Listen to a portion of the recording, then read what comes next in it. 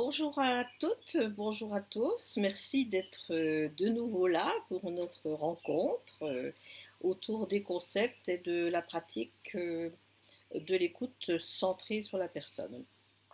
Alors, merci d'être nombreux encore pour cette deuxième vidéo sur la congruence. Et puis, j'espère que cette troisième vidéo sur la dernière attitude décrite par Rogers sur l'accueil, le regard, l'acceptation positive inconditionnelle. Et nous allons voir en quoi correspond cette attitude et par quoi elle est sous-tendue dans notre expérience de vie ou de thérapeute. Par rapport à la vidéo précédente autour de la congruence, j'ai eu un certain nombre de questions qui m'invite à faire plutôt, je pense que ça sera la prochaine vidéo, quelque chose d'assez général sur la relation d'aide. Donc je reprendrai ces questions dans la relation d'aide la prochaine fois, pas la semaine prochaine, je ne sais pas si je garde le rythme d'une par semaine. Aujourd'hui, vous voyez, j'ai un petit peu tardé, ayant d'autres activités. Alors, cet accueil, ce regard, cette acceptation positive inconditionnelle, qu'est-ce que c'est que ce terme? Alors, c'est pas difficile à comprendre, hein, bien sûr, mais j'aimerais revenir un petit peu sur quelques définitions. Alors, tout d'abord, euh, je crois qu'on pourrait, au fond, résumer cette attitude par euh, le fait de vouloir valoriser l'humanité de la personne et que cet aidant, que cet écoutant n'est détourné de cette estime par aucun comportement particulier de la personne et que c'est bien une acceptation constante, et on y reviendra, ce terme est important, une acceptation constante, chaleureuse et durable. Donc, ça nous évoque à penser, bien sûr, que cette acceptation positive, inconditionnelle, vient toucher nos jugements, nos a priori, par certains comportements, hein, par certaines représentations de la personne. Donc, l'acceptation inconditionnelle sera une attitude qui, au-delà des jugements, des a priori, tentera de comprendre la personne et surtout, bien sûr, de la considérer comme une personne au-delà de ses comportements qui posent problème au thérapeute, qui posent problème éventuellement à la société, et on va y revenir. Donc, on pourrait dire, et je regarde un petit peu mes notes pour ne pas dire de bêtises, parce que ça peut m'arriver, on part du principe, bien sûr, que la personne a été éduquée euh, d'une façon conditionnée, selon le principe qu'on pourrait appeler d'une valorisation conditionnelle, plutôt oppressive. Hein. Cette éducation va pousser la personne au fond à penser qu'elle n'a de valeur que si elle se comporte d'une manière ou d'une autre. Donc, et en particulier, bien sûr, d'une manière qui soit en accord, pardon, avec les attentes de l'autre, éducative. Donc on voit bien que dans une relation d'aide, il va falloir, puisqu'il est question, on y reviendra dans la prochaine session, il est question d'une relation qui n'est pas ordinaire, il va falloir euh, passer au-delà de notre désir, au fond, que nous avons tous, hein, quelquefois, d'attente, de changement de l'autre, ou notre jugement sur un comportement, une pensée, ou même une façon d'être qui viendrait nous heurter.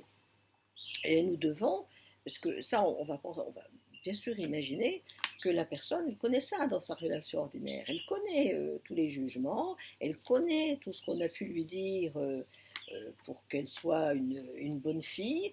J'ai noté une amie sur Facebook une phrase qui n'est pas, malheureusement il n'y a pas l'auteur, mais voilà, qui est: les gens forts pleurent la nuit, sourient le jour, ne dévoilent pas tout à leurs amis et leurs parents ne savent rien. Voilà, hein. Voilà un exemple de, d'accueil conditionnel, hein. C'est-à-dire, au fond, tu seras considéré comme fort quand tu pleures la nuit si tu as des soucis, tu souris la journée, et puis tu ne vas pas déballer tout à tes amis. Alors là, tes parents, il ne faut rien leur dire. Là, tu vas être quelqu'un d'important, de fort, on va dire.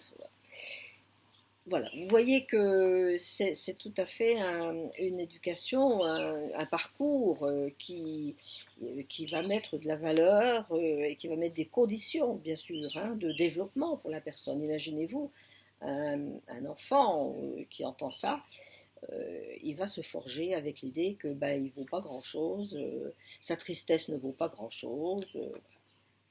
Alors ça, c'est pour des choses, j'ai envie de dire, fondamentales, mais vous avez aussi des comportements qui peuvent heurter on va voir, vos valeurs, hein. Par exemple, qu'est-ce que vous faites de quelqu'un qui arrive et qui vous dit, je sais pas, j'ai 5 ou 6 maîtresses, et pour vous, votre valeur, vous croyez au fond à la valeur indéfectible du mariage, de la fidélité. Donc vous voyez que ça va être difficile d'accueillir cette personne de façon positive et inconditionnelle, hein, parce que bien sûr en arrière-plan vous allez avoir votre modèle à vous, hein, qui a du sens bien sûr, hein, nous ne portons pas de jugement là-dessus, mais comment va-t-il s'interpénétrer avec l'expérience de la personne qui vient vous voir. Alors, on va encore juste prendre un petit temps pour savoir comment l'accueil, la considération, l'acceptation positive inconditionnelle, vous allez voir, il y a vraiment quelques définitions différentes, sur quoi elle va se poser pour faire autrement, hein, sur justement cette relation ordinaire qui nous a forgés. On l'a vu dans beaucoup je le dis pratiquement à chaque fois, hein. Eh bien, la personne va partir du principe qu'elle ne vaut pas grand-chose. Bien souvent, elle va même sentir, enfin, la personne, l'enfant, va sentir que pas grand monde ne l'aime, hein, pas grand monde n'a reconnu l'enfant ou la personne qui est présente, qui est là, qui voudrait s'exprimer, beaucoup de fois, elle a reçu des, de l'autre des images comme quoi elle devrait, des réponses comme quoi elle devrait changer un peu quelque chose à elle-même pour être aimée, hein. Donc on part de là, hein, c'est-à-dire au fond la personne peut sentir qu'elle n'est pas profondément aimée pour ce qu'elle est. Donc, eh bien, qu'est-ce qui va se passer à ce moment-là? Elle va se comporter de façon dont on va pouvoir dire qu'elle serait défensive, c'est-à-dire qu'elle va créer à l'intérieur d'elle-même un langage, on va y revenir, hein, qui va être le sien, hein, mais qui va être très défensif. C'est-à-dire qu'au fond, ça ne sera pas vraiment son langage à elle, hein. Ça sera le langage, cette manière de s'exprimer, alors pas le langage oral, hein, mais le langage d'elle-même, l'expression de sa personne, va être au fond incongruent, pour reprendre ce qu'on a vu la dernière fois, mais faussé, hein, par ce tel fort désir d'être reconnu et d'être aimé. Et donc, on aura plutôt affaire à des personnes dont on dira qu'elles sont défensives, parce qu'elles ont plutôt inventé, entre guillemets, un mode d'être, souvent sur des mécanismes de défense, qui, bien sûr, font partie d'elles-mêmes, mais qui ne sont pas aussi complètement que possible elles-mêmes. Donc, elle va forger des mécanismes de défense, un autre personnage, un rôle, enfin on va voir bien sûr, on l'a vu, et vous pouvez l'approfondir dans l'incongruence, hein, et arrive souvent, dans ce qu'on appelle le cycle autodestructeur de la non-reconnaissance de soi, arrive souvent le sentiment que tout ce qu'elle fait, au fond, ne la rapproche pas des autres. Hein. Donc, ce comportement, au fond, défensif, faussement expressif, va plutôt l'éloigner des autres et bien sûr d'elle-même. Et bien sûr, en thérapie, c'est souvent ce point-là qui a travaillé. Hein. Souvent, quand je fais de la supervision, j'entends des thérapeutes qui disent oh là, j'ai du mal avec cette personne, elle est très défensive. Ben oui, parce que elle ne sait que ça pour l'instant. Hein. C'est souvent d'ailleurs en début de thérapie. D'où l'importance de l'accepter telle qu'elle est. Hein. C'est-à-dire de tourner en rond, de dire des choses qui ne sont pas intéressantes pour vous, thérapeute, aidant, hein. De fuir certainement ce que vous présentez comme une problématique, d'avoir des comportements qui vous questionnent. J'avais dernièrement une collègue en supervision qui me disait m'agace, hein, oui, on est agacé par comportement ou expression de la personne. Hein. Donc là, on est vraiment au cœur. Alors bien sûr, on va le voir, c'est peut-être des choses qui nous touchent, nous personnellement, il va falloir les regarder. Hein. Mais il y a aussi au cœur de ce que la personne provoque chez vous dans la vraie vie. Hein. Donc ne recommencez pas à avoir la même attitude que dans la vraie vie ou dans la vie, dans l'autre vie qui n'est pas la vie ordinaire. Hein, parce que, encore une fois, la thérapie ou l'aide sérieuse font partie des relations que j'appelle, moi, extraordinaires.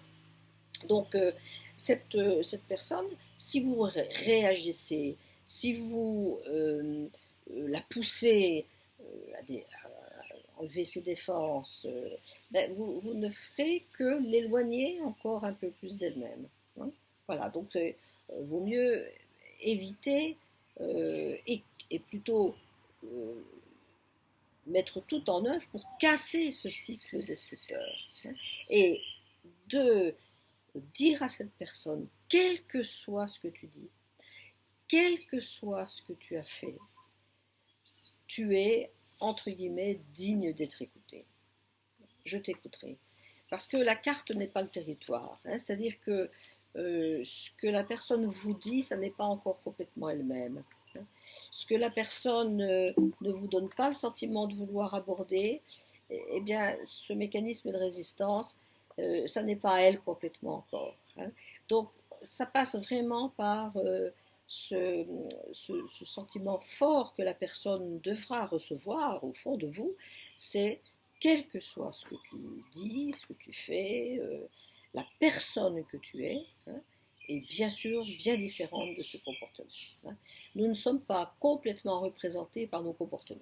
Hein. Nous avons toujours une partie de nous qui est différente, qui peut être opposée, ou alors qui fuit au fond hein, ce personnage que nous avons construit quelquefois.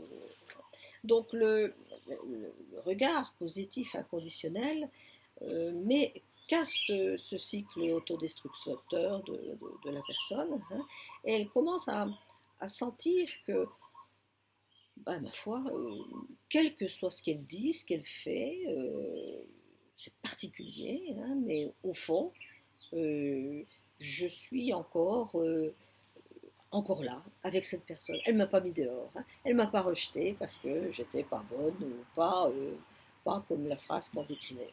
Hein. Donc, on voit que là, la personne va être accompagnée vraiment dans un sens qui pourra éventuellement se sentir, je dirais, contaminée par l'attitude de l'aidant. Hein. C'est-à-dire, si elle sent que quelqu'un peut l'accueillir comme elle est, véritablement, hein, il ne s'agit pas de dire, oui, et là on va voir à la fin qu'il y a l'autre attitude qui est importante, mais puisqu'on découvre comme ça les attitudes, la personne doit sentir vraiment que quel que soit ce qu'elle dit, elle n'est pas jugée et vous pouvez avoir une attention chaleureuse pour elle. Elle reste fondamentalement une personne. Et bien à ce moment-là, la personne peut commencer elle-même à s'accueillir sans condition. Hein. Et bien souvent, ce qui paraissait être un comportement particulier, bizarre, voilà, fond, j'ai presque envie de dire de lui-même parce qu'il est accepté.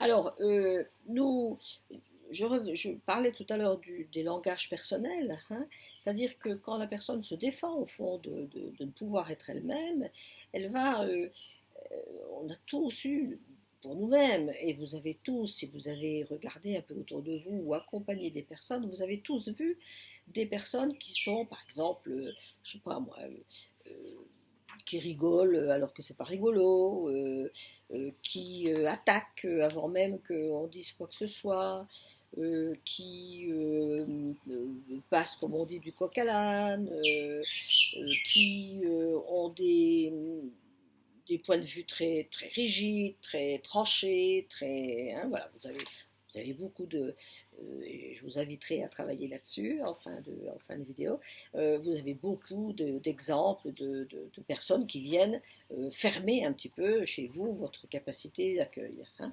Alors, chez ces personnes, un certain nombre d'études on regardait un petit peu ça, hein, en disant mais tiens, quelqu'un voilà, qui a ce comportement, qui arrive toujours en retard, ou qui, enfin, vous avez plein d'exemples, hein, eh bien, si on regarde derrière ces comportements, eh bien, on peut voir des comportements qui nous paraissent questionnants, n'est-ce pas? On peut voir souvent une profonde tristesse, le fait de se sentir mal aimé, le fait de ne pas même s'aimer eux-mêmes, et puis bien sûr le sentiment de se sentir vulnérable. Hein. Il est plus facile de se montrer rigolo, voilà, que de laisser aller ses larmes, surtout si on a eu comme consigne de pleurer plutôt la nuit et pas avec quelqu'un. Hein. Vous voyez, voilà, il y a beaucoup d'autres exemples. Hein. Donc,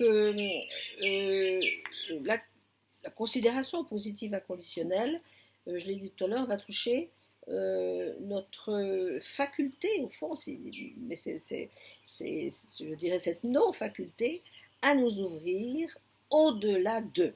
Hein, et va toucher, bien sûr, puisqu'on parle de jugement, hein, va toucher nos valeurs. Alors là, il est bien sûr important de travailler nos propres valeurs, les connaître, voir comment elles s'inscrivent dans notre vie, voir si elles sont